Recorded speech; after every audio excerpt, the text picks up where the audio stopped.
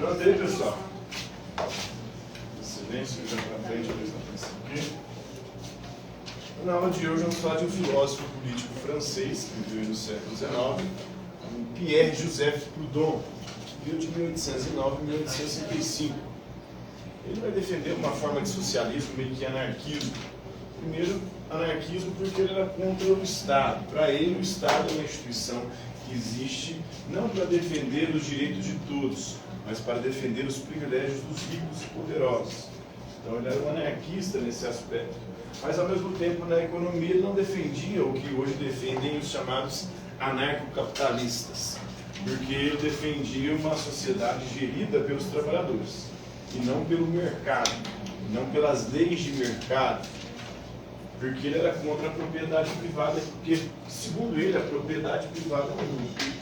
Aqui ele se inspira em Rousseau. Vocês lembram de Rousseau? Rousseau diz que o homem nasce bom, a sociedade o corrompe. O homem nasce livre, a sociedade o escraviza. E que nos primórdios todos tinham acesso a tudo. Até que, em um determinado momento, alguns indivíduos cercaram um pedaço de terra e disseram: isso aqui é meu. Aí, segundo Rousseau, esses indivíduos são malditos, porque ao cercar o primeiro pedaço de terra e dizer isso aqui é meu, eles estavam ali cometendo um roubo, impedindo outros de ter acesso àquela terra. Ele diz: malditos são esses, mas malditos ainda são os outros que deixaram eles cercarem aquela terra, não foram lá e arrancaram as cercas e disseram: não, a terra é de todos.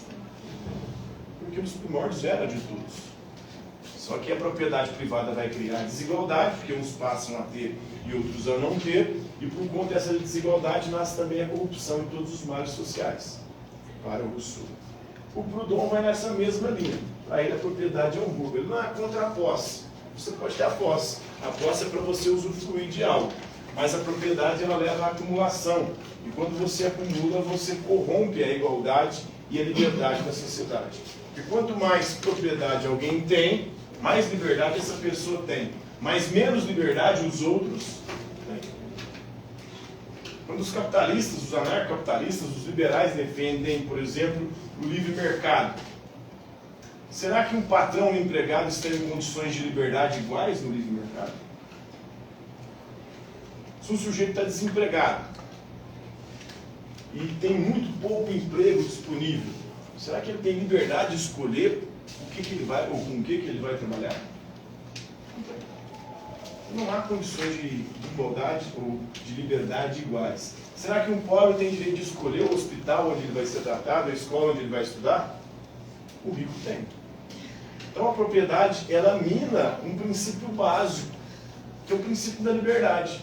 E vai contra o que os próprios liberais defendem, porque os liberais defendem o livre mercado e a liberdade. Mas espera aí, esse livre mercado não gera liberdade para todos. A liberdade não é igual. Uns têm mais liberdades que os outros. Por isso eles vão defender mais o aspecto da igualdade.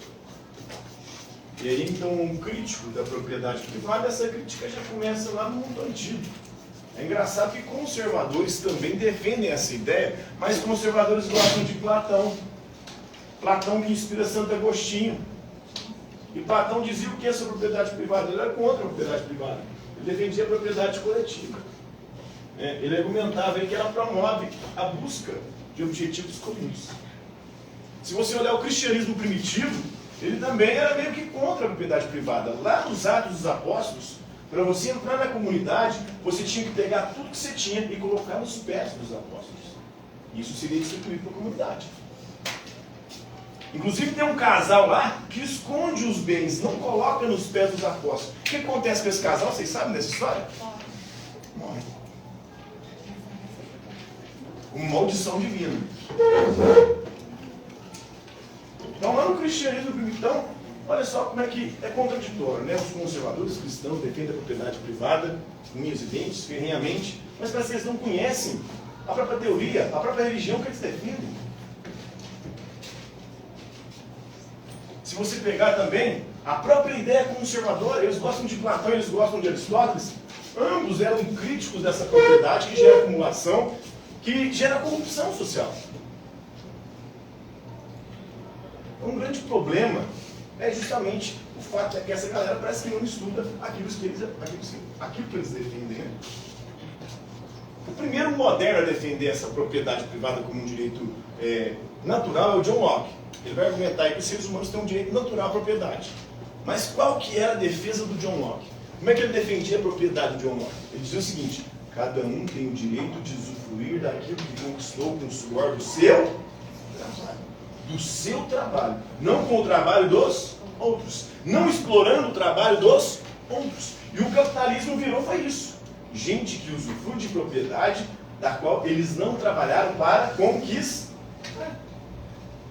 A herança, por exemplo. O indivíduo já nasce rico, tendo o direito de explorar algo que ele nunca trabalhou para poder conquistar e possuir. Então, na raiz também do pai do liberalismo moderno, John Locke, tem um problema.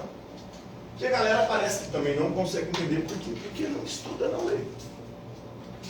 Falta o básico desse curso. Leitura, para poder entender qual que é o princípio básico. Porque senão você vai defender uma ideia completamente idiota. Completamente sem respaldo nos próprios autores que você disse que defende. Depois, em 48, o Marx aí, outro problema. Karl Marx e o Engels, eles apresentam a sua visão da sociedade sem propriedade. Mas sem propriedade, para Marx, não é sem propriedade privada total. É sem propriedade dos meios de produção. Você pode ter sua casa, você pode ter suas coisas. Mas os meios de produção, ou seja, as fábricas, as terras, aquilo que produz riqueza, aquilo que produz as coisas, isso não pode ter um dono. Isso tem que ser gerido pela sociedade. Ou pelos trabalhadores, por aqueles que produzem. Ele não está defendendo o fim da propriedade privada. Ah, vou tomar sua casa, vou tomar sua terra. Não. Propriedade dos meios de produção. As terras, ou seja, aquelas terras que plantam os alimentos para poder alimentar a sociedade. As fábricas que produzem as coisas. Então esses são os meios de produção. Não é propriedade privada individual, essas que a gente usufrui. Isso eu tenho direito a usufruir. Aí a galera prega também isso. Ah, ele é socialista, ele é comunista, ele quer tomar sua casa, ele quer tomar suas coisas, quer tomar seu carro. Nada disso também em Marx. Mais uma vez, falta leitura, falta estudo, falta compreensão para essa galera. Marx nunca defendeu isso em Engels. Eles eram contrários à propriedade privada dos meios de produção. Por quê? Porque a terra que planta e produz o alimento. Quem que trabalha na terra? Então essa galera que tem a terra. Não é quem é o dono da terra, que tem um monte de gente trabalhando para ele, que usufrui daquilo que vende e fica cada vez mais rico. A mesma coisa com a fábrica. E com qualquer outra atividade produtiva. Outro meio que produz alguma riqueza para a sociedade, que é importante, ou que gera uma vida melhor para os indivíduos da sociedade. Depois, em 74, o filósofo norte-americano, que é um neoliberal já, tem o liberalismo clássico com John Locke e Adam Smith, e tem o neoliberalismo que vem com a escola austríaca, que é a galera aí libertária, aí, a galera anarcocapitalista, boa parte dela é fundamentada nos austríacos. Em Mises, apesar que Mises não era contra o Estado, em Hayek também não era contra o Estado, ele era defensor de limites do Estado. Mas o norte-americano Robert Nozick defende a primazia moral da propriedade privada. Então seria como se fosse uma ética aí. Depois o economista peruano Bernardo de Soto disse que garantir os direitos da propriedade é essencial para tirar os países em desenvolvimento da pobreza. Tenho essa ideia dentro dos liberais também. Eles dizem que os países pobres são pobres porque os pobres não têm título de propriedade sobre as suas propriedades. Por exemplo, no Brasil, o Brasil é considerado um país pobre porque a galera que mora na favela não tem um título de propriedade pelos seus barracos. Se tivesse esse título de propriedade, aquilo seria contado como propriedade privada, como um imóvel que tem valor, e aí isso aumentaria. É extremamente controversa, problemática, né? Porque essas propriedades que os pobres têm não é algo significativo, não vai mudar o fato de eles serem pobres ou não. Pode mudar o fato de que agora ele tem um título de propriedade sobre aquilo que ele mora.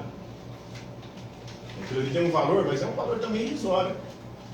Não muda muita coisa. Essa ideia liberal é meio contraditória.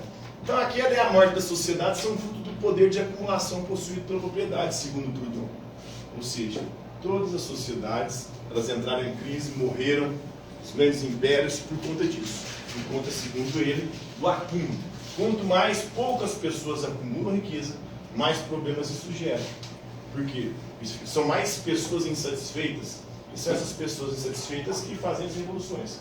Na época do Império Romano, vamos pegar um exemplo aqui, a concentração de poder e de propriedade nas mãos de poucos ali, fez com que grupos excluídos e marginalizados dominassem o poder do Império, especialmente aqueles que eram escravizados pelo Império. Os gotos, visigodos, os ostrogotos, os francos, né, os vândalos, que eram os povos ali que o Império Romano, quando invadia, ia escravizando.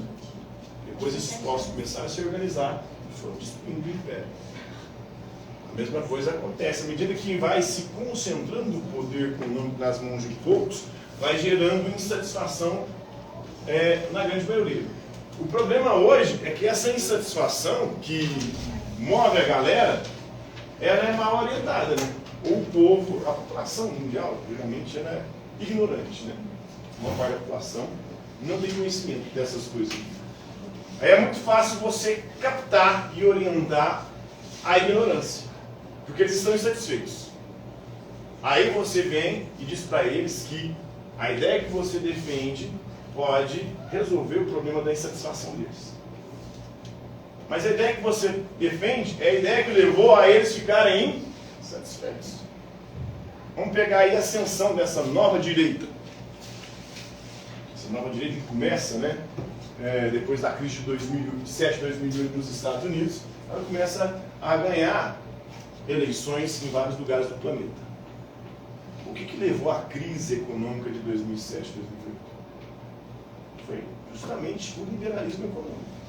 A liberdade econômica fez com que os indivíduos nas bolsas de valores lançassem papéis cada vez mais podres sobre títulos imobiliários norte-americanos. E como não tinha fiscalização do Estado, aquilo ali começou a ser negociado e num valor cada vez mais alto, irreal, muito distante daquilo que valiam os imóveis. Isso criou uma bolha. Essa bolha estourou, gerou uma crise mundial. Então foi falta de Estado, de fiscalização, de controle, e foi liberdade econômica dos indivíduos poderem fazer o que quiser nas bolsas de valores, que é uma farra, um cassino legalizado, aquilo ali, né? Que levou à crise econômica. Aí vem uma nova direita defendendo o quê? O liberalismo econômico. E aí surge o fenômeno do famoso pobre de direita. O indivíduo que é pobre, que não tem propriedade nenhuma, mas que defende o direito, né, de propriedade nesse aspecto. Não a propriedade, a gente vê que os socialistas não são contra a propriedade em si. O dono não era contra a posse, né? Ele era contra a propriedade, porque a propriedade para ele acumula. A posse, você ter a coisa e poder usufruir dela, beleza. Agora a propriedade, à medida que você tem um título sobre algo que aquilo, né, é perpétuo, a propriedade não pode ser algo perpétuo. E é o que tem até na nossa Constituição. A propriedade também na Constituição brasileira, ela não é um direito absoluto. Por quê? Ela pode ser desapropriada. De duas formas. Nos imóveis das cidades ou nos imóveis do campo. Se isso não cumprir uma função social. Um indivíduo tem um terreno na cidade, ou tem imóveis parados, que não geram nada para a economia. Inclusive o sujeito não está pagando imposto há anos naquilo. Nós temos um prefeito aí, aliás, um candidato a prefeito que tem coisas nessa situação aqui, né? O Paulo Sérgio. Tem um monte de imóvel aí que não paga imposto. Aí, com a eleição, o povo começou a denunciar e foi lá e parcelou os bagulhos para começar a pagar, para poder fingir que está de boa. Mas o cara fica anos sem pagar imóveis. Muitas vezes o valor de imposto que ele deve é maior do que o imóvel que ele tem. Isso pode ser desapropriado. A mesma coisa com o campo. O sujeito tem uma terra, ele não produz nada lá. Ele não planta nada, ele não cria nada. Essa terra é bem produtiva. Ela não pode ser, segundo a Constituição brasileira, a legislação brasileira, desapropriada. Porque existe uma função social na terra. Então não é chegar na propriedade dos outros e falar, não, agora isso aqui vai para sem terra. Não é assim que funciona. Mas é assim que eles pregam. É assim que a direita vai e inculca na cabeça das pessoas. Sem terra é tudo vagabundo. Ele quer terra de quem está trabalhando, de quem é trabalhador. Não é assim que funciona. Vai ler e estudar como é que é a teoria, como é que é a legislação em relação ao ecossistema. E mesmo assim, quando desapropria, o indivíduo desapropriado, ele não fica de mãos abanando. O Estado paga por aquilo o valor de mercado, para poder desapropriar e assim fazer com que ocorra ou o assentamento de sem terras, ou um caso aqui, por exemplo, tem ali, aqui perto da escola, tem o Fidel Castro ali, que é uma... Acabou. Oi? Acabou? Então, nós temos lá um terreno lá que está ali há anos. Deve vir imposto a rodo. Os caras invadiram lá e estão morando lá. É assim que é a lógica do bagulho.